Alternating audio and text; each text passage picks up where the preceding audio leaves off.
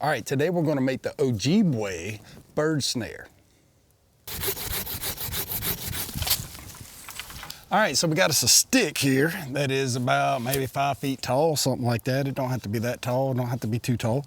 So we're gonna use the fatter end up here. This is gonna be the business end. This is where we're gonna put our trap and stuff. And then we're gonna carve this end, shove into the ground.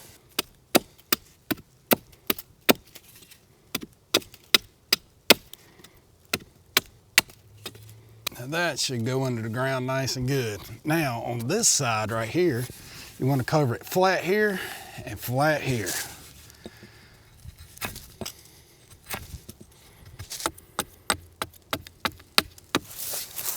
All right, that should work perfectly fine. Now on this end, you're going to want to use your awl or a knife, and you're going to come down about 1 inch, maybe 1.25 inches, something like that, and you're going to drill a hole in the middle of this flattened piece of your log.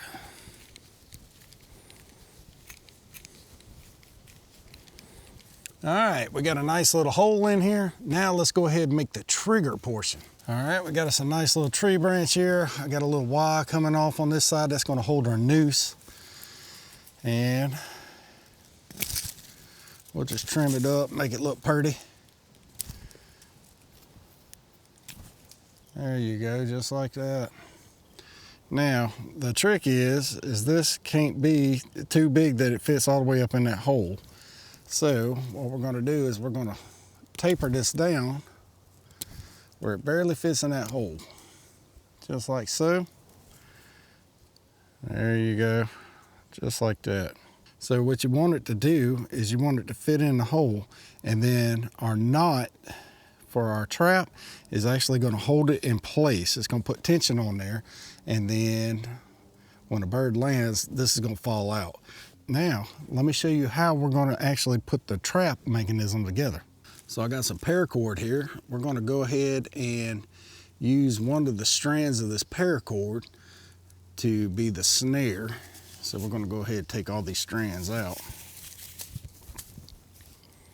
We have 7 of the inner strands of paracord here, and now you can effectively make 7 bird traps and set them around in different locations, all with one piece of paracord. That way you're not wasting it. And then you have the casing or a sheath of your paracord that you can use for something else. All right, so we're going to feed a strand of this paracord through this hole, just like so. And then now we're going to take and put an overhand knot in here. Now you're going to bring that knot back over on itself, and you're going to tie another overhand knot.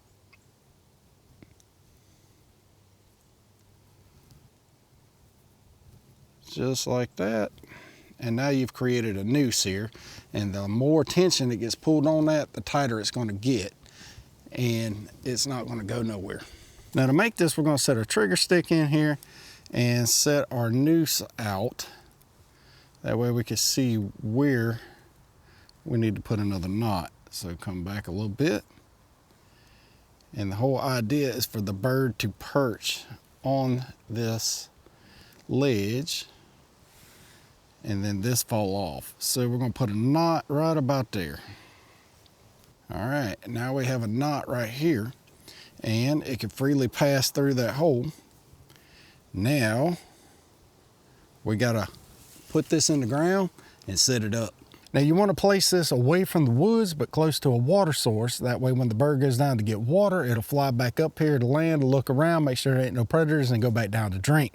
So these are great little traps to put several different places around a water source. So let's put this in the ground, and it does not have to be too far. For this, like I said, the knot was right here, and that is going to hold the trigger mechanism in place. So now we need to do a counterweight. We got our stick here, and this dude just comes right up in here, and then you pull the string, and the string puts tension up against the stick, which holds the stick in place until something lands on it and it falls apart. Now when a bird lands, it lands with more force than its weight. Now with your knot at the top of your pole, hold it with your finger, come down roughly half the distance of your pole here, and then we're gonna tie on our log or weight. You can use a rock.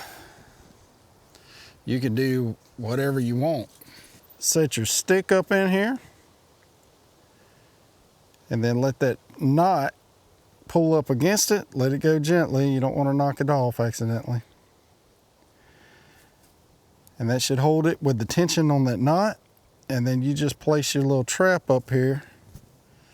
And whenever little Tweety bird comes in and hits this branch, he's going to get his feet caught. And he's going to try to fly away, and he can't because of the counterweight.